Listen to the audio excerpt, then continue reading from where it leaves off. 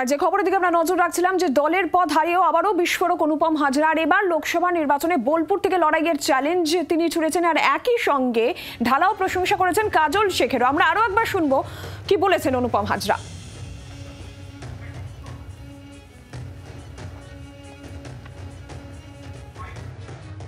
মানে আমার মনের ইচ্ছা আমার দাঁড়াবো বোলপুর থেকে। কোন দলে বা দাঁড়াবার জন্য বা দলের দরকার পড়ে নাকি, ইচ্ছা হলো দাঁড়িয়ে গেলাম।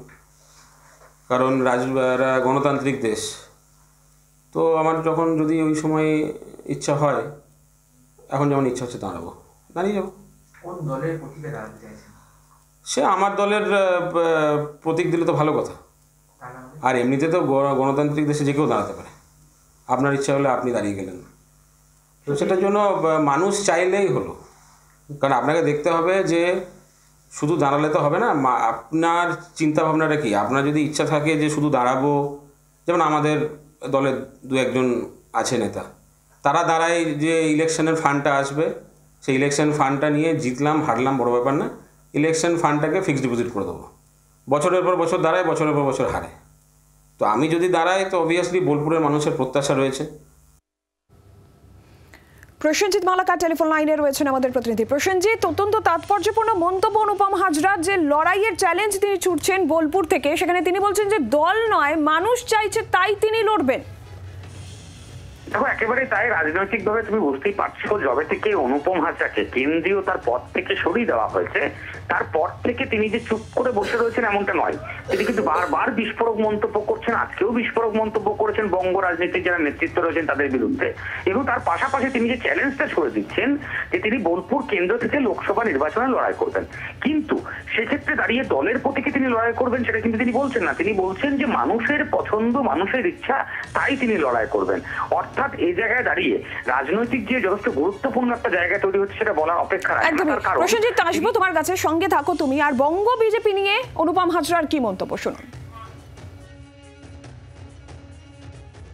আমাকে সরানো হয়েছিল কখন? যখন আমি এই প্রত্যেক জেলায় জেলায় যাচ্ছিলাম, যে তারা যারা বসে রয়েছেন বিভিন্ন জেলায় তাদেরকে নতুন করে উৎসাহিত করে মাঠে নামাবার জন্য।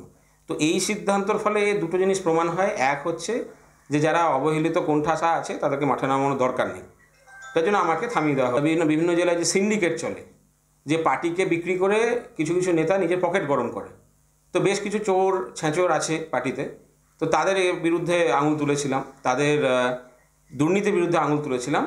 তো এই আমাকে সরাবার ফলে দ্বিতীয় যে বিষয়টা প্রমাণ হয় যে তারা যে পার্টি বিক্রি করে পকেট গরম করছে তাদেরকে করতে দাও, কিছু বলার দরকার নেই। কারণ ওই সিন্ডিকেটটাই তো বঙ্গ বিজেপি চালাচ্ছে। তো ফলে আমি থাকাতে যেটা হয়েছে, মৌমাছির চাকে ঢিল পড়ে গেছিলো, সব চোরগুলো এক হয়ে গেছিলো। একটা প্রবলেম হচ্ছে আমাদের কি, সর্বভারতীয় নেতৃত্ব যারা আছেন তারা বাংলা বোঝে না।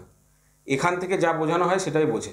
এবার ধরুন সমস্ত চোর মিলে কিছু একটা বলছে, তাহলে ওরা ভাবছে যে কেউ তো অন্য কথা বলছে না, সবাই বলছে একসঙ্গে একই কথা, তো হয়তো এর মধ্যে কোনো সত্যতা থাকে। ফলে এই ভাষার গ্যাপটা খুব মুশকিল। প্রসেনজিৎ, বঙ্গ বিজেপি নিয়ে বিস্ফোরক অনুপম হাজরা সিন্ডিকেটের অভিযোগ করছেন, দুর্নীতির বিরুদ্ধে সরব হয়েছিলেন, তাই তাকে সরিয়ে দেওয়া হলো, একাধিক অভিযোগ। দেখো, একেবারে তাই। প্রথম থেকে আমরা দেখেছিলাম এই অভিযোগের কারণেই কিন্তু তাকে দলের কেন্দ্রীয় পদ থেকে সরানো হয়েছিল। কিন্তু তারপরও তিনি একই মন্তব্য করছেন এবং বিস্ফোরক ভাবে তিনি দাবি করছেন যে রাজ্যের বিভিন্ন জায়গাতে সিন্ডিকেট চলে, বিজেপি নেতৃত্বের বেশ কিছু সিন্ডিকেট চলে, সেই সিন্ডিকেটে মৌচাকের চাকে ঢিল পড়েছিল, সেই কারণেই তারা ক্ষিপ্ত হয়েছিলেন এবং তার বিরুদ্ধে তারা সবাই মিলে অভিযোগ করেছিলেন। অর্থাৎ তুমি বুঝতেই পারছো যে দলের বিরুদ্ধে তিনি ক্ষোভ এখনো উগড়ে দিচ্ছেন। ফলে সে জায়গায় দাঁড়িয়ে একদিকে দলের বিরুদ্ধে ক্ষোভ উগড়ানো, অন্যদিকে বোলপুর থেকে লড়াই করার বার্তা, সেখানে দাঁড়িয়ে কোথাও না কোথাও রাজনৈতিক মহল মনে করছে তার মানে অনুপম হাজরা তার নিজের দল বিজেপি থেকে তিনি সিট পাচ্ছেন না। সেক্ষেত্রে দাঁড়িয়ে তিনি যদি না পান, তাহলে সেক্ষেত্রে দাঁড়িয়ে তিনি নির্দলে লড়াই করবেন না অন্য রাজনৈতিক কোনো দলের হয়ে লড়াই করবেন, সেটাই কিন্তু আগামী সময়ে সব থেকে বড় দেখার বিষয়। এবং যে কৌতূহলটা অনুপম হাজরা তিনি নিজেও রেখেছেন, তিনি কিন্তু বারবার বক্তব্যে বলার চেষ্টা করেছেন যে সময় সব কথা বলবে, সময়ের জন্য অপেক্ষা করতে হবে। অর্থাৎ আগামী সময়ে তিনি কোন পথে যাচ্ছেন সেটা কিন্তু বড় বিষয়। কিন্তু বোলপুর কেন্দ্র থেকে যে তিনি লড়াই করতে ইচ্ছা প্রকাশ করেছেন এবং লড়াই করবেন সেটা কিন্তু কার্যত স্পষ্ট। ফলে লোকসভা নির্বাচনে বোলপুর কেন্দ্র অন্যতম একটি কার্যত বলা যেতে পারে রাজ্য নেতৃত্বের কাছে সকল তৃণমূল নেতৃত্ব পাশাপাশি বিজেপি নেতৃত্ব দুই নেতৃত্বের কাছে যে একটা যথেষ্ট চক্ষু সুলভ একটি জায়গা হতে চলেছে সেটা বলার অপেক্ষা রাখে না। ফলে আগামীতে কি হবে সেটা তো অবশ্যই দেখার বিষয় হয়ে দাঁড়াবে।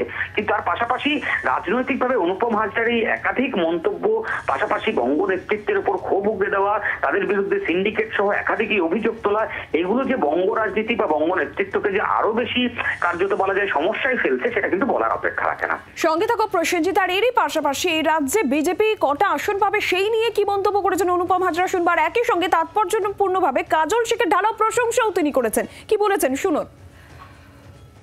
বাংলায় কতগুলো আসন পাবে বলে মনে করছেন বিজেপি?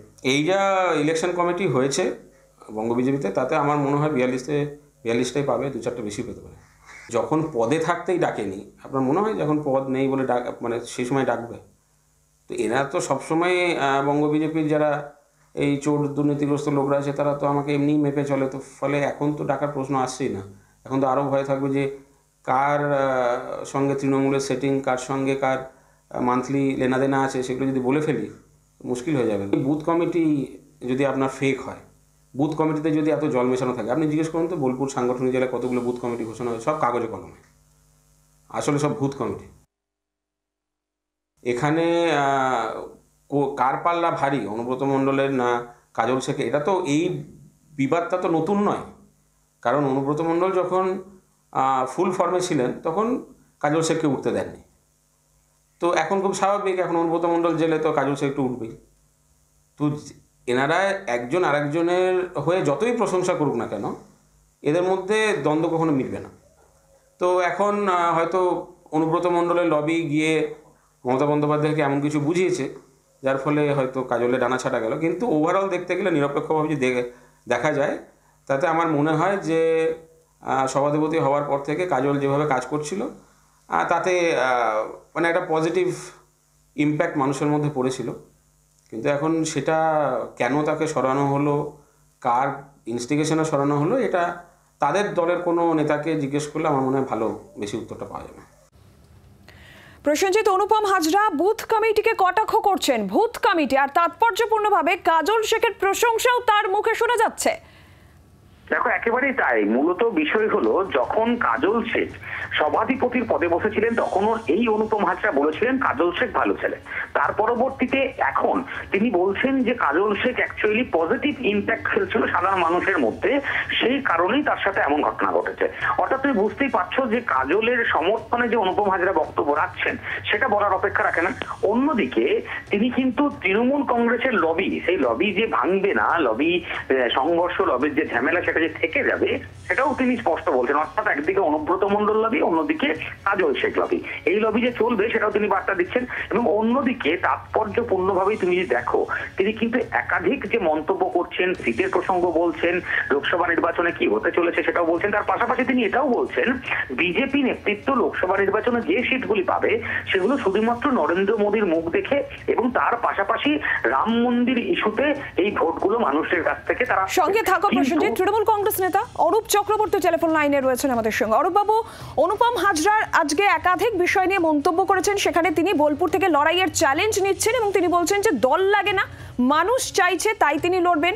একই সঙ্গে বঙ্গ বিজেপির অন্দরে সিন্ডিকেট নিয়ে তিনি সরব হয়েছেন, তিনি বলছেন তিনি দুর্নীতির বিরুদ্ধে সরব হয়েছিলেন তাই তাকে সরিয়ে দেওয়া হয়েছে, এই মন্তব্য তিনি করছেন। আর তাৎপর্যপূর্ণভাবে কাজল শেখের প্রশংসা তিনি করেছেন। তিনি বলছেন জেলা সভাধিপতি হওয়ার পর কাজল শেখ যেভাবে কাজ করছিলেন মানুষের মধ্যে তার একটা ইম্প্যাক্ট হচ্ছিল।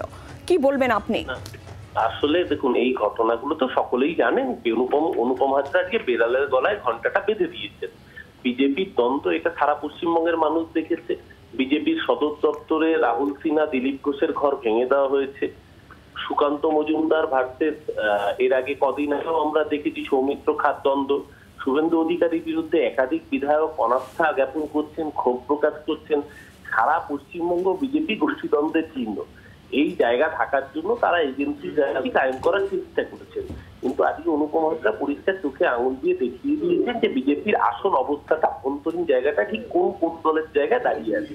এটা হওয়ারই ছিল। যত লোকসভা নির্বাচন আসবে তত বিজেপির এই অন্তর্দ্বন্দ্বে জীর্ণ বিজেপি আরো বেশি করে জীর্ণ হবে এবং বাংলার মানুষ উন্নয়ন চায়, বাংলার মানুষ চায় তাদের পাশে থেকে কি কাজ করবে, সেই জায়গায় মানুষের সমস্ত মমতা বন্দ্যোপাধ্যায়ের সাথেই থাকে। এটা নতুন করে বলবার কিছু নেই। আর অনুপম হাজরা কোথা থেকে দাঁড়াবেন কি না দাঁড়াবেন সেটা একেবারেই, দাঁড়ালেও বিজেপির টিকিটে দাঁড়ালেও হারবেন, আর যদি বিজেপি ওনাকে টিকিট না দেয় তাহলেও বিজেপি হারবে। অনুপম হাজরা বোলপুরের বুকে মমতা বন্দ্যোপাধ্যায় তার প্রার্থী জিতবে, এটা নিয়ে মানুষের মনে কোনো দ্বিমত নেই। তাই ওখান থেকে কে প্রাণ দ্যাট ইজ ইমেটেরিয়াল টু বাংলার মানুষ। আমার মনে হয় অনুপম হাজরা একটা জিনিস খুব পরিষ্কার করে দিয়েছেন যে বিজেপির আসল ভেতরের নগ্ন চেহারাটা প্রকাশ্যে সামনে এনে দিয়েছেন। ধন্যবাদ আপনাকে। অরূপ চক্রবর্তী, তৃণমূল কংগ্রেস নেতা, টেলিফোন লাইনে ছিলেন আমাদের সঙ্গে। বাংলার আওয়াজ, বাঙালির আবেগ, জি 24 ঘন্টা।